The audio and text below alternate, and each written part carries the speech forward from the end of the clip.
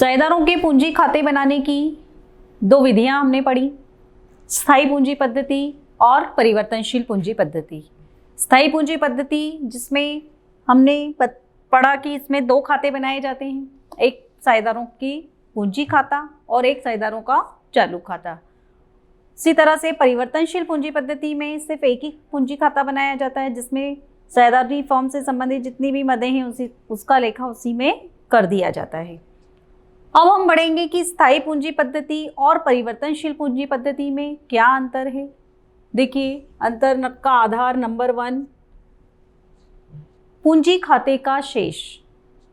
स्थायी पूंजी पद्धति में पूंजी खाते का शेष बदलता नहीं है, प्रतिवर्ष एक जैसा ही रहता है, कुछ विशेष परिस्थितियों को छोड़कर। विशेष परिस्थितियां जैसे मान लीजिए किसी साझेदार ने कोई अतिरिक्त पूंजी लगाई है व्यापार में, तो पूंजी खाते का शेष चेंज होगा, नहीं तो शेष चेंज नहीं होगा। इसमें पूंजी खाते का शेष प्रतिवर्ष परिवर्तित होता है। परिवर्तित होता है मतलब बदलता रहता है। सेकेंड पॉइंट है चालू खाता। स्थायी पूंजी पद्धति में पूंजी खाते के साथ चालू खाता बनाया जाता है। क्यों बनाया जाता है? क्योंकि पूंजी खाते का जो शेष है वो तो एक समान ही रहता है। एक समान कब रहेगा? जब हम उसमें पूंजी के अतिरिक्त कुछ नहीं लिखेंगे। तो जो बाकी की आइटम्स हैं, बाकी की जो मदें हैं, जैसे पूंजी पर ब्याज, आहरण पर ब्याज, वेतन, कमीशन, तो इनका लेखा करने के लिए एक अलग से खाता बनाया जाता है, चालू खाता। और परिवर्तनशील पूंजी पद्धति में चालू खाता नहीं बनाया जाता है क्योंकि सारी मदें पूंजी खाते में ही लिख दी जाती हैं।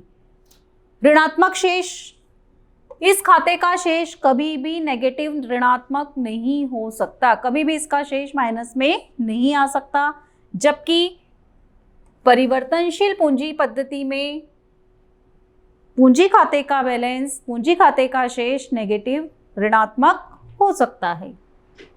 मदें, स्थायी पूंजी पद्धति में केवल पुरानी और नई पूंजी ही लिखी जाती है, जबकि परिवर्तनशील पूंजी खाते में पूंजी के साथ साथ साझेदारों से संबंधित पूंजी पर ब्याज, वेतन, कमीशन इत्यादि का भी लेखा किया जाता है। तो ये अंतर था परिवर्तनशील पूंजी और स्थायी पूंजी में। इसके बाद आप हमारा अगला टॉपिक है पूंजी पर ब्याज।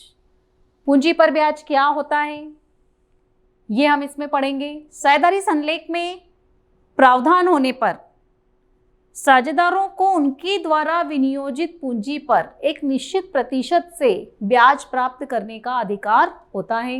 यदि साझेदारी संलेख पूंजी के ब्याज के संबंध में मौन है तो फिर पूंजी पर ब्याज नहीं दिया जाएगा। पूंजी पर ब्याज आपको कब देना है साझेदारों को? जब साझेदारी संलेख में इसका प्रावधान हो तो ही देना है। अगर साझेदारी संलेख में इसके बारे में कोई उल्लेख नहीं किया गया है तो हमें पूंजी पर ब्याज नहीं देना है। यदि साझेदारी संलेख में पूंजी पर ब्याज को लाभ के प्रभार के रूप में मानने का उल्लेख है तो साझेदारों को ब्याज अवश्य दिया जाएगा, चाहे फर्म को लाभ हो, अधिक लाभ हो, कम लाभ हो या हानि हो, पूंजी पर ब्याज उनको दिया जाएगा, प्रत्येक दशा में दिया जाएगा। लेकिन यदि पूंजी पर ब्याज विनियोजन के रूप में मानने का उल्लेख है तो फिर फर्म को लाभ होने की स्थिति में ही साझेदारों को पूंजी पर ब्याज दिया जाएगा, हानि होने पर पूंजी पर ब्याज नहीं दिया जाएगा। पूंजी पर ब्याज की गणना प्रारंभिक पूंजी, अतिरिक्त पूंजी को ध्यान में रखकर की जाती है। इसी प्रकार यदि प्रश्न में अंतिम पूंजी दी गई है तो पहले क्या करेंगे, हम समायोजन करके उसको प्रारंभिक पूंजी की गणना करेंगे, उसके बाद ही उसके ऊपर ब्याज देंगे, क्योंकि पूंजी पर जो ब्याज होता है वो हमेशा प्रारंभिक पूंजी पर दिया जाता है। तो ये आपको क्वेश्चन में देखना रहेगा कि क्या प्रारंभिक पूंजी दी गई है। अगर नहीं दी गई है तो आपको उसकी गणना करके पहले प्रारंभिक पूंजी निकालना है और फिर पूंजी पर ब्याज देते समय आपको समय का भी ध्यान रखना है कि कितने समय के लिए उसने पूंजी व्यापार में दी है और अतिरिक्त पूंजी अगर उसने लगाई है तो कितनी तारीख को, किस डेट में लगाइए, उसके हिसाब से जो खाता बनाने की तिथि है उस तक का ब्याज उनको दिया जाएगा। आहरण और आहरण पर ब्याज, जिस तरह से पूंजी पर ब्याज दिया जाता है उसी तरह से आहरण पर भी ब्याज लिया जाता है।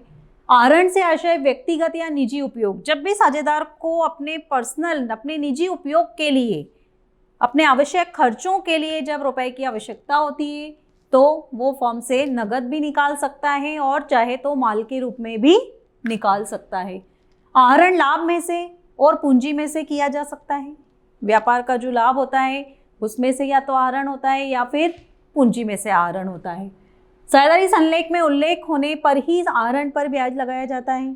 आहरण पर ब्याज फर्म या व्यवसाय के लिए आय है, इसलिए इसे profit and loss appropriation account में क्रेडिट साइड में लिखा जाता है। क्यों लिखा जाता है? क्योंकि ये क्या होती है, फर्म की इनकम होती है। आहरण की राशि माल या नगद दोनों रूप में हो सकती है एवं आहरण पर ब्याज की राशि यदि साझेदारी संलेख में इसकी व्यवस्था है तो ही दी जाती है और ये साझेदारों के पूंजी खाते या चालू खाते में डेबिट पक्ष की ओर लिखी जाती है। अब देखिए आप आहरण पर ब्याज की जो गणना की जाती है किस तरीके से की जाती है, उसकी पहली विधि है हमारी गुणनफल विधि। इस पद्धति के अंतर्गत निम्न प्रक्रिया अपनाई जाती है। आहरित माल में, आहरित राशि में माह या दिनों जो भी दिया गया है, या तो महीने दिए जाएंगे या फिर दिन दिए जाएंगे, तो दोनों में से जो भी दिया गया होगा उसका गुणा करेंगे, इसे गुणनफल कहा जाता है। फिर सभी जो गुणनफल होंगे उनको हम प्लस कर देंगे, उनको जोड़ देंगे, फिर इस सूत्र का उपयोग करेंगे। अगर क्वेश्चन में आपको माह के आधार पर दिया है, on the basis of month दिया है, तो आप ये वाला फार्मूला लगाएंगे, interest equal to total product into rate of interest upon 100 into 12। ये फार्मूला कब लगेगा? जब महीने के आधार पर हमको निकालना है। अब दिनों के आधार पर अगर निकालना है तो आपको ये फार्मूला लगाना है, total products into rate of interest upon 100 into 365। इसमें सिर्फ इतना अंतर है कि महीनों में आपको 12 लगाना है और इधर 365, साल में जितने दिन होते हैं 365, वो आपको नीचे लिखना है। तो ये है गुणनफल विधि जो आहरण पर ब्याज की गणना करने के लिए प्रयोग में की जाती है। अब आपको क्वेश्चन में कौन सी विधि लगाना है वो आपको क्वेश्चन देखकर ही समझ में आ जाएगा कि इसमें गुणनफल विधि लगाना है।